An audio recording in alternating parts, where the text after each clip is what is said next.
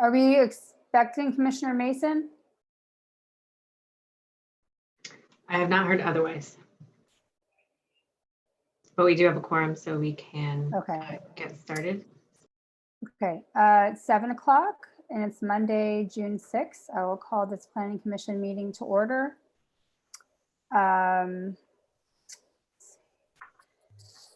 Members could provide a public comment by sending an email to planner@lovelafayette.org. If these were sent prior to the meeting, then they've been distributed to the entire commission and staff and have been made part of the public record. If you are watching this video or the live stream of this meeting on the City of Lafayette's YouTube channel, you can also join the meeting remotely. You can use the links found at the beginning of the agenda for this meeting. Includes the webinar link and the ID and everything you need to, or you can dial in by telephone as well. Members of the public may submit live public comment through the Zoom conferencing.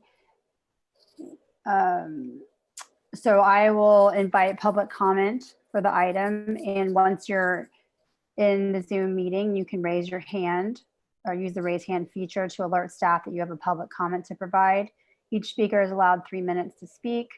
Any graphic that a speaker wishes to use as part of the public comment must be emailed to planner@lovelafayette.org by 3 p.m. today, optimally, but I think you can also do screen sharing while you're submitting public comment if you have not emailed to staff prior to the meeting. And if you could state your name and address, that's helpful to us to give context to your comments. Okay, so we will call this meeting, I call the meeting to order. Now we'll have a roll call. Vice Chair Farsan. Here, present. Commissioner Heising. Present. Commissioner Labange. Present. Commissioner Maggio. Present. And Commissioner Mason is not present at this time. Commissioner Radnich. Present. And I'm Chair Sturm, present. Do I have a motion to adopt the agenda? So moved. Second. There was a motion by Commissioner Heising and a second by Commissioner Labange. Sarah, do we have any public comments for items not on the agenda? I didn't see any hands raised. Okay. Do I have a motion to adopt the consent calendar?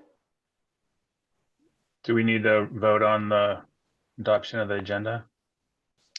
Oh, sorry, I didn't do sorry. Okay, back to adoption of the agenda. We'll do a roll call vote. Thank you, Commissioner Heising. Vice Chair Farsan. Aye. Commissioner Heising. Aye. Commissioner Labange. Aye. Commissioner Maggio. Aye. Commissioner Radnich. Aye. And Chair Sturm, I'm an aye. Okay, and there's still no public comments for items not on the agenda. Last minute. Okay, do I have a motion to adopt the consent calendar now?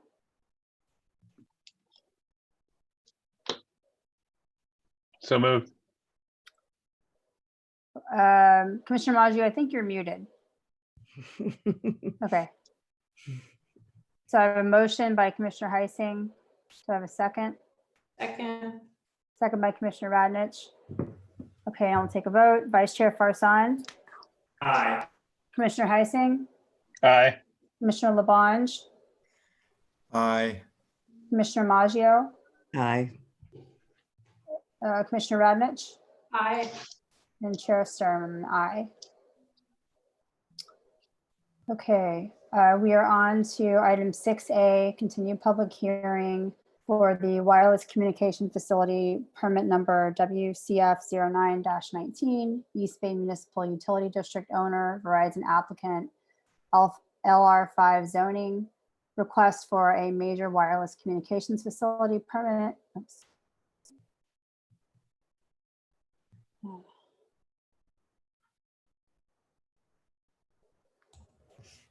All right, good evening, commissioners. WCF 09-19 is for the installation of a new facility at the East Bay Mud property off of Gable Lane. So this is, I believe, the fourth time that the commission has seen this project. We're at the previous meeting on June 15th. Staff prepared a draft approval resolution. However, after the staff report and after public comment, the commission ultimately decided to continue the item to today's date and to direct staff to engage a consultant to perform a peer review of the applicant's materials. So following that meeting, staff has engaged CTC Technology and Energy, which is a technology consulting company that does a number of these peer reviews and has performed those peer reviews for a number of cities in California. We tasked CTC with one, confirming the accuracy of the coverage gap map that was prepared by Verizon, two, evaluating the alternative site analysis that was provided by Verizon, and finally, determining whether or not there was opportunities to address the coverage gap using the city's existing telecom infrastructure. So the CTC has prepared a report that's included in the larger staff report that you've seen and is available to the public. But in that report, the three main conclusions based on those three tasks are: one, there is a gap in coverage, and the installation of this tower would significantly improve cell coverage in that area. The consultant agrees with the applicant that currently there's a ratcheting effect in the Release Valley area, given that there's no dominant signal. When someone's passing through, the cell jumps from one tower to another and constantly switching back and forth, trying to find the strongest signal. That can result in dropped calls and low service. So establishing a dominant signal in that area would prevent dropped calls and improve service overall. As for the second point, the consultant has reviewed the alternative site analysis that was done by Verizon, and it included 6 alternative sites. They reviewed it from a technical standpoint, being engineers as their profession, and found that the project site on Gable Lane, which is before us today, is the most technically feasible location among all of the alternatives considered. And the last conclusion made by the consultant is that there does not appear to be an opportunity to address the coverage gap through a co-location opportunity within the city's existing infrastructure. So we sent them the map of the city's existing facilities, and they've used that map along with Google Earth and found that co-locating on any of those would not result in addressing the coverage gap. So based on those conclusions and the larger report, staff is able to further make the required findings for approval and recommends that commission review the proposed project, conduct a public hearing, and adopt PC Resolution 2020-12, finding the project exempt from CEQA and approving the project subject to conditions. The consultant from CTC Technology and Energy is likely running late, but he may be able to join us for questions. I'm here for questions, and Andrew McCardle from the City Attorney's Office is also here for questions. Thanks. Okay, thanks, Jonathan. Any questions for staff or Mr. McCardle? I see head shaking no. Okay. Did Jonathan, were they going to make a presentation or just be available for questions? Just be available for questions. Okay. Okay.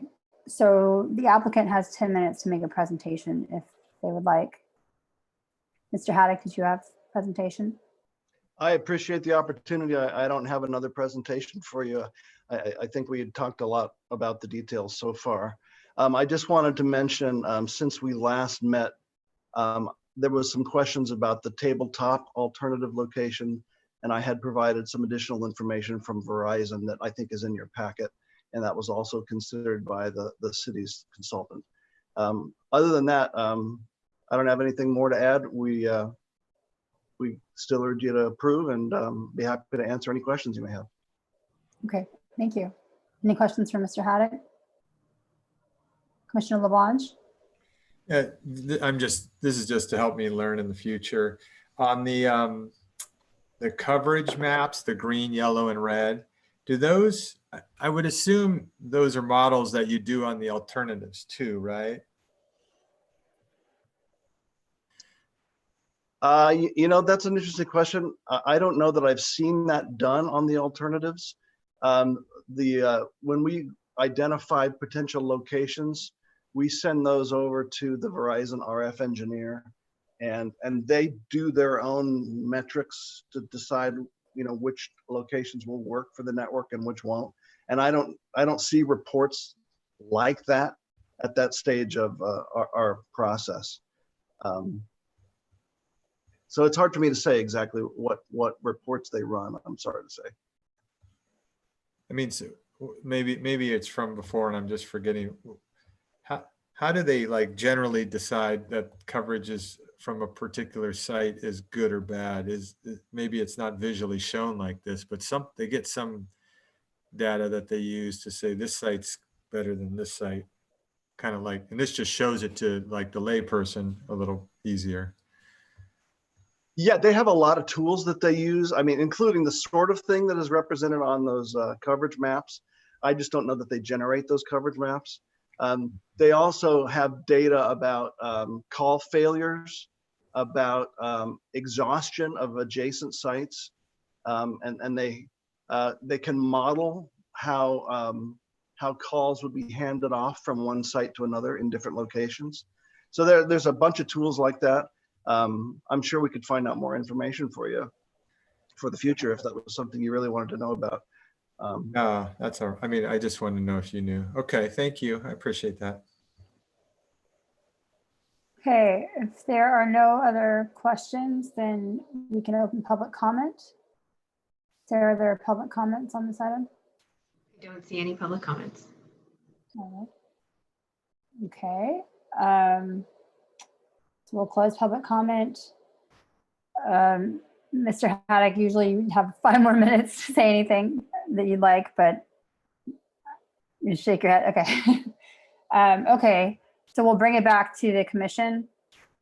Who wants to go first? Vice Chair Farsan? So I was one of the people who asked for the third-party peer review, and it's done. It confirms what Verizon has already presented to us. So I'm comfortable moving forward and voting for this. I think it's that simple for me.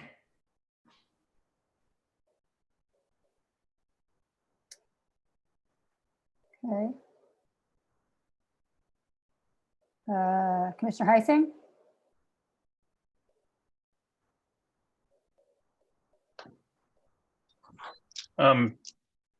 Yeah, I would agree. I mean, I was the one that made the motion originally to move this forward, and then when the idea to I think we pulled it off consent and talked about it a little more after staff brought back the approving resolution, and I think this was a good idea just to do that double check, and I would agree with the vice chair. I'm comfortable knowing that additional information and that we did our due diligence and looked at all other possibilities.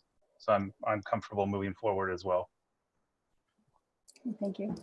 Commissioner Maggio? Yes, well, I'm one of the commissioners that supported the independent review, and I thank you all for your patience and indulgence on that. But it's nice to know that they did in fact agree with the applicant, and I'm ready to move forward as well. Thank you. Commissioner Radnich? I'm also ready to move forward. I do have a question for staff though, for Sarah. In the resolution, I'm just trying to see where it specifically says site B versus site A. So I do know in condition of approval, COA 1, it makes reference to the site plans Well, I'll give you a chance to get there. Tell me when you're there. Okay. Might actually be something Jonathan can help with, but I'll put up as well. Oh, okay, sorry, Jonathan. Wrong planners. My apologies. No worries. Jonathan, in COA 1, it references site plans received August 17th. And I was just trying to find where it specifically says location B and not location A. So can you point us to somewhere in the resolution? I just want to make sure that the site that we're intending is the one that's getting approved. Right, and it may be the case that it's not mentioned as site B in the resolution, just that the site that's talked about in the resolution is known to be site B, but we can make that edit if you'd like. Yeah, I would support a crystal clear edit because we are all familiar with it. And I think if someone took the time to read every minute from 3 hearings combined, including this one, they could figure it out. But yeah, I would appreciate when someone makes a motion that we are specific in the location.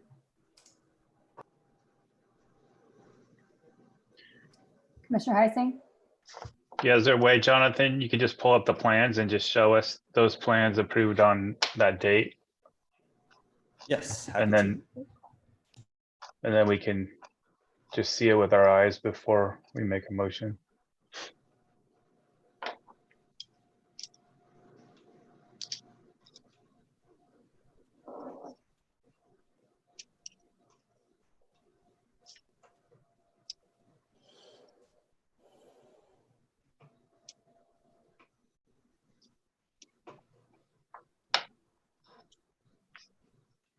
Okay, so I'll show the Google Earth KMZ file that was included. This was sent to the commission and also included on the agenda, so the public has access to this too. But so this is in regular orientation, north, west, southeast. So this pole here represents the existing facility that's going to be removed. The area south represents site B, and the area to the east represents site A. So the plans. Jonathan, can you rotate it a little more to be looking more northwest? So we can sort of see the side face of the site B. No, the other way. Oh, this? There, okay, sorry, finish your thought and then I have a question. Oh, no worries. So that's the location of site B, and I can hold on this if you have a question about it before I pull up the plans. I guess my question is for the applicant. I was out there again today and it looks like site B is coming up right in one of the existing pine trees. So, and you can sort of see that in the model as well. And I'm just curious as to how, you know, construction of the tower would work and the height of the panel antenna portion of the tower versus like relative to the tree.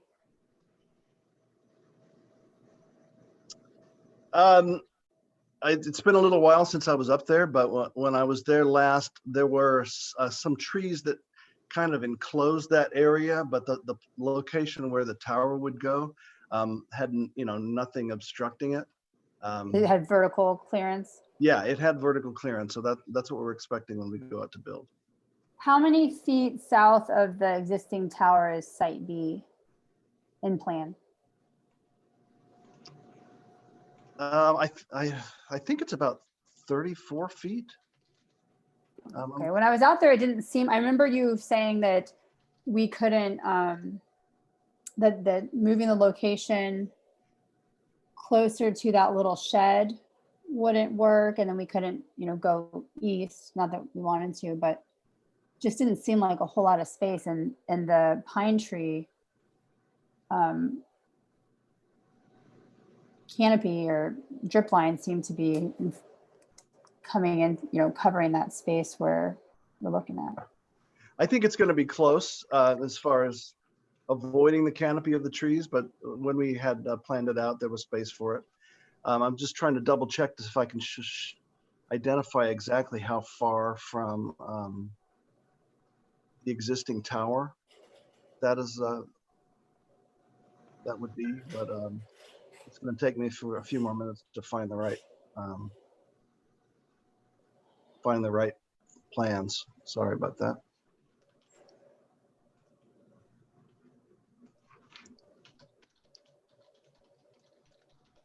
So I have a couple.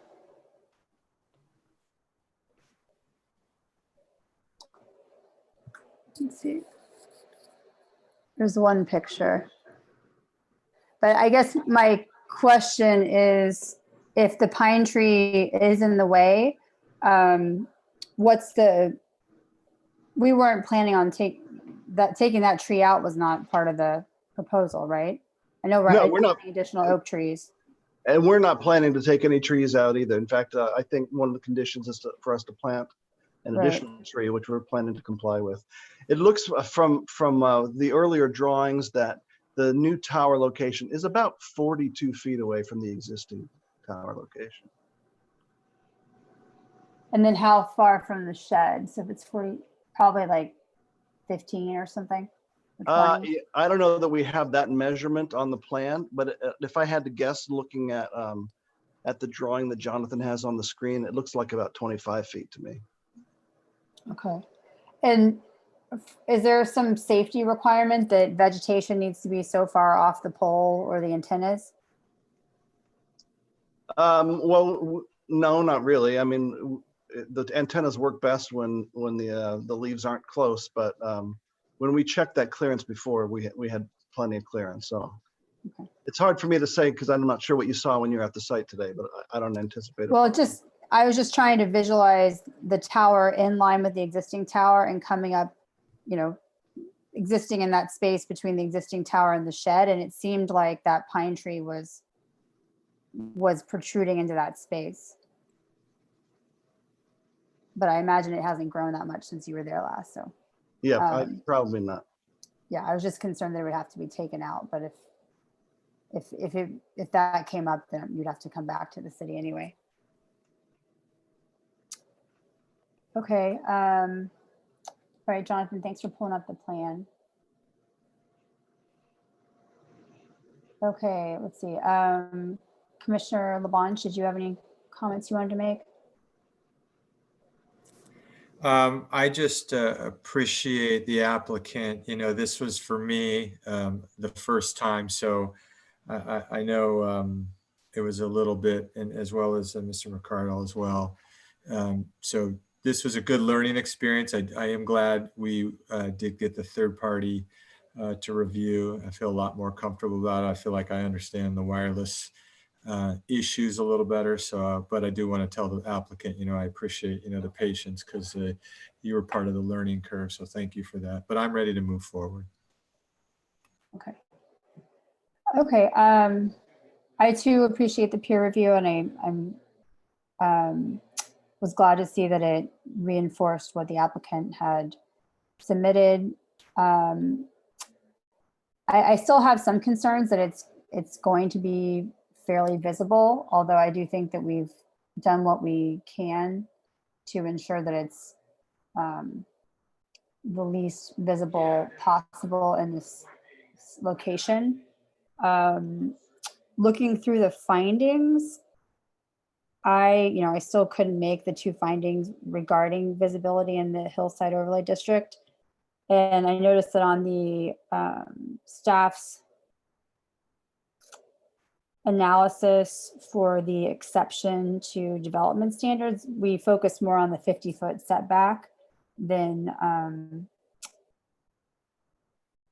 the findings that have to do with visibility. I guess that's because staff felt like we had fully addressed that issue, but just being out there and hearing from some of the neighbors and written public comment and knowing how tall and how much more visible this tower design will be than what's existing, I'm still skeptical as to whether this is going to be an eyesore for residents in the area, that we just haven't seen their perspective yet.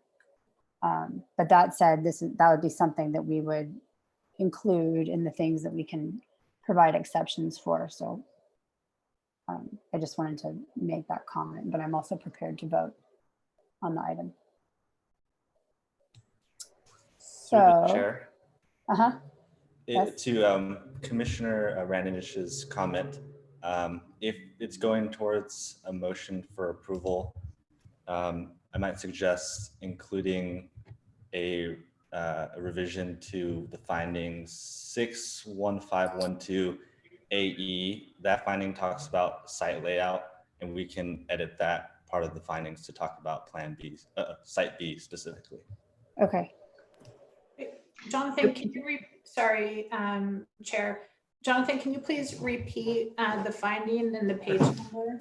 It's section 6-1512A subsection E, and that is on page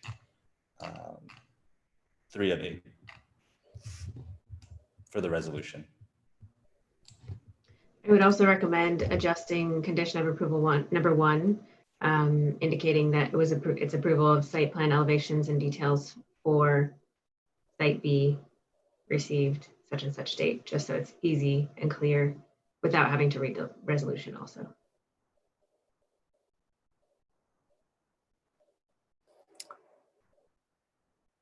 Okay, if there are no other comments or questions, would someone like to make a motion that includes those revisions?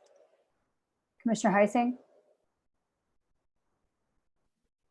Yes, thank you, Madam Chair. I will make a motion to find the project exempt from CEQA and approve Planning Commission Resolution 2020-12 with the two changes we just discussed. The one being in the finding that Jonathan mentioned in the resolution, and then also as Sarah recommended in condition of approval number 1, referencing location B. Thank you. And subject to all the other conditions. I think that was part of the motion. Do I have a second? Second. Okay, so that was a motion by Commissioner Heising, second by Commissioner Labange, and we will do a roll call vote. Vice Chair Farsan. Aye. Aye. Commissioner Heising. Aye. Commissioner Labange. Aye. Commissioner Maggio. Aye. Commissioner Radnich. Aye. And Chair Sturm. Aye. And the motion carries 6 ayes, and Commissioner Mason is absent from the meeting. Thank you all. Thank you. Mr. Adler. Thank you, Mr. McArdle. Okay, so we have no new public hearings tonight. Item 8A, other business, ARC volunteer for July 17th. Do we have any volunteers for that? I saw Commissioner Labange's hand first, but you're muted. Commissioner I'm Labange. just, hold on a second. I'm just checking real quick. 17th. Yes, I can do that. Okay, great. Thank you. Volunteering. Okay, item 9, commissioners reports. Anybody have anything they'd like to share? Nope. And plan director's report, I know Mr. Wolf's not here. Sarah, is there anything that you? I'll just quickly mention, you may have heard some residents talking about supportive care and group homes in residential neighborhoods. So I just wanted to update you and let you know that it is with the city attorney at the moment. The issue being, so supportive care is allowed in all single family residential zoning districts. And then in the general provisions, there's several classifications of what that means. So it could be foster home, group home, supportive home, transitional housing, various different kinds of housing. And the question is the number of residents that are allowed. So foster home limits it at 6, whereas in our code, the supportive care does not have a limit. And so the the research on whether or not there is in fact a limit is with the city attorney. So as soon as we have some more information, we'll bring it back and let you know, as well as council. Okay, thank you for that update. Commissioner Radnich? Yeah, Sarah, do you know yet when the terraces is going to be on city council agenda? So it wouldn't be on city council unless it was appealed. And I haven't heard that it has been yet, but Greg's been out of the office. So. Okay. I saw some comment, I don't know, somewhere on social media. I know that sometimes city council members can appeal, but somebody was speculating that that would happen. Is that a possibility? It is possible. I haven't heard that that's been the case yet. Okay. Okay. Then we are adjourned. Thank you. Thanks, everybody.